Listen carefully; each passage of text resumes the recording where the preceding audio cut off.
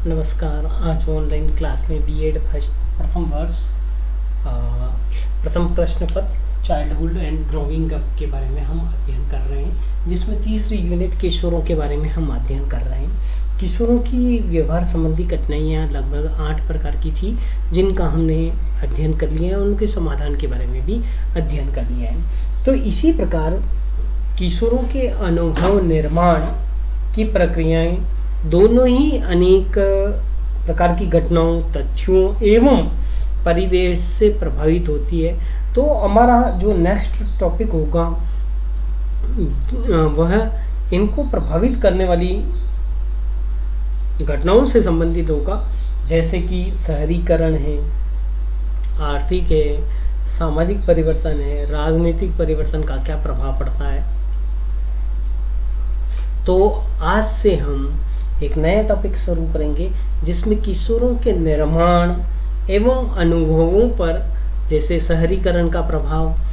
अब प्रभाव भी हम 2 प्रकार से देखेंगे, सकारात्मक और नकारात्मक, ठीक है ना। फिर इसी प्रकार दूसरी चीज देखेंगे कि हम आर्थिक परिवर्तनों का सकारात्मक प्रभाव और नकारात्मक प्रभाव। फिर सामाजिक यानी किशोरों के अनुभव एवं निर्माण पर आर्थिक प्रभाव, और फिर सामाजिक प्रभाव, फिर राजनीतिक प्रभाव। इनके प्रभावों के बारे में हम अध्ययन करेंगे। तो इसमें सबसे पहला बिंदु आता है, वह है किशोरों के निर्माण व अनुभवों पर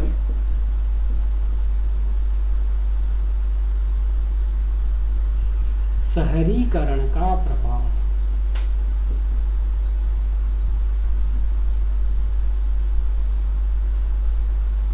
अब देखिए, वर्तमान स्थिति इस प्रकार की भाग दौड़ की जिंदगी हो गई है, जिसके अंतर्गत समाज में 2 प्रकार के तथ्य विद्यमान हैं, एक सकारात्मक, दूसरा नकारात्मक। इसी प्रकार शहरीकरण का प्रभाव भी किशोरों के दोनों पक्षों के बारे में हम अध्ययन करेंगे। सकारात्मक रूप से क्या परिवर्तन हुआ है और उनका क्या उपयोग हुआ है उसके बारे में, और नकारात्मक रूप से तो पहले शहरीकरण का सकारात्मक प्रभाव।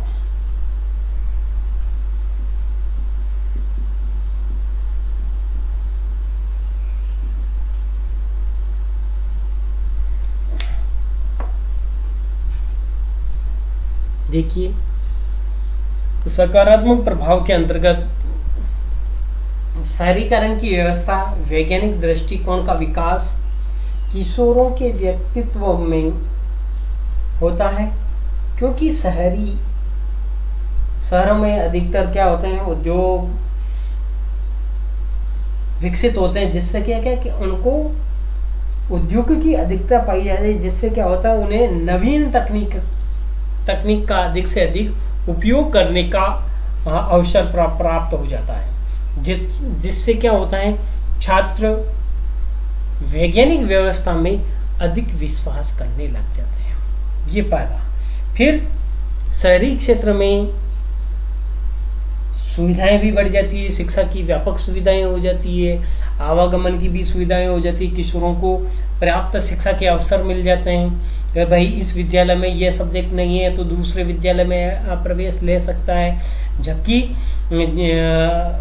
जहाँ पर ग्रामीण स्तर पर है तो वहाँ पर सुविधाएं इतनी नहीं मिल पाती है। एक ही विद्यालय में 3 सब्जेक्ट चल रहे हैं तो आपको वहीं प्रवेश लेना है और वही 3 सब्जेक्ट लेने होते हैं। तो इस प्रकार की समस्याओं का सामना करना पड़ता है। इसी के साथ में शहरी क्षेत्र में स्वास्थ्य सुविधाएं भी उपलब्ध होती है। बड़े बड़े शहरों और राजधानियों में सरकारी अस्पताल, बहुत बड़े बड़े हॉस्पिटल हो गए हैं जिसमें सब प्रकार की सुविधाएं होती है, सारी जांचें वहाँ होती है, सीटी स्कैन से लेके सारे रोगों का इलाज किया जाता है। तो इस प्रकार देखा जाए तो यहाँ पर कोई विशेष स्वास्थ्य संबंधी दिक्कत आती है। इसके साथ में एक शहरी क्षेत्र में ग्रामीण क्षेत्र की तुलना में जातिवाद और धार्मिक भेदभाव कम पाए जाते हैं कि ये ब्राह्मण है, ये मेघवाल है, या ये वो शूद्र है, या वो वैश्य है। वो इस प्रकार के भेदभाव की भावना शहरों में नहीं होती। शहरों में तो बस केवल कर्म को प्रधान माना जाता है, काम की प्रधानता होती है, जिसमें व्यक्ति कहीं पे भी हो कर्म कार्य कर रहा है और कार्य करने का क्षेत्र उसका प्रभावी होना चाहिए, उसके वर्क करने का तरीका सही ढंग से होना चाहिए। इससे क्या होता है, किशोरों में व्यक्तित्व में उनकी जाति, धर्म, धार्मिक भेदभाव का कोई स्थान नहीं होता है। इससे ये प्रभाव पड़ता है, ठीक है ना। और इसके अलावा शहरी जीवन थोड़ा उच्च स्तरीय होता है, क्योंकि शहरी जीवन में ग्रामीण जीवन की अपेक्षा सारी सुविधाएं होती हैं।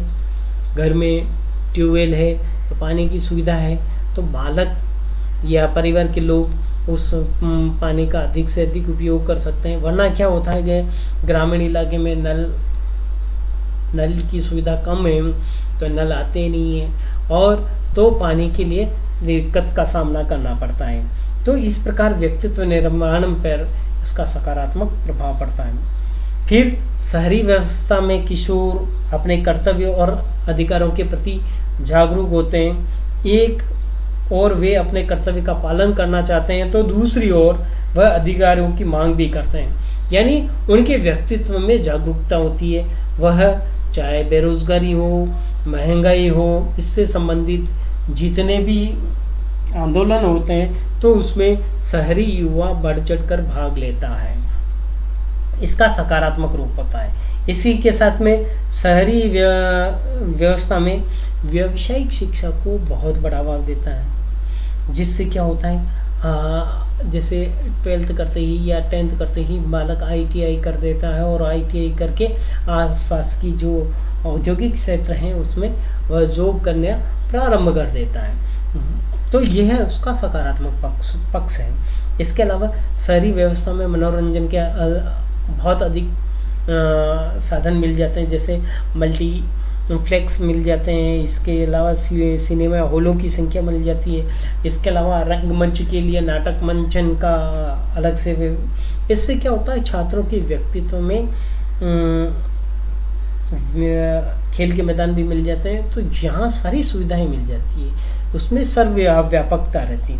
फिर शहरी क्षेत्र में कानून व्यवस्था का प्रभाव व्यापक रूप से देखने का मिलता है कि आप यहाँ से गए चौराहे पे गए, आपने नियमों की अवहेलना की, आपको जल्दी से चालान काट देते हैं। तो आप कहीं पे भी जाएंगे तो आप उन नियमों की पालना करने में सक्षम होंगे। तो ये आपका सकारात्मक पक्ष हो गया। इसी के साथ में शहरी क्षेत्र में जो स्वकेंद्रित व्यवस्था होती है, यानी व्यक्ति एक दूसरे से संपर्क कम स्थापित करते हैं। कार्यों की अधिक व्यस्तता होने के कारण एक व्यक्ति दूसरे व्यक्ति से कभी सप्ताह में, महीने में एक बार मिल पाता है और कभी बात कर पाता है। तो ये व्यस्त रहने के ये मुख्यतः सकारात्मक प्रभाव हो गया। अगले नेक्स्ट वीडियो में इसके हम नकारात्मक प्रभाव के बारे में अध्ययन करेंगे। शहरीकरण के नकारात्मक प्रभाव क्या क्या हुए उनके बारे में अध्ययन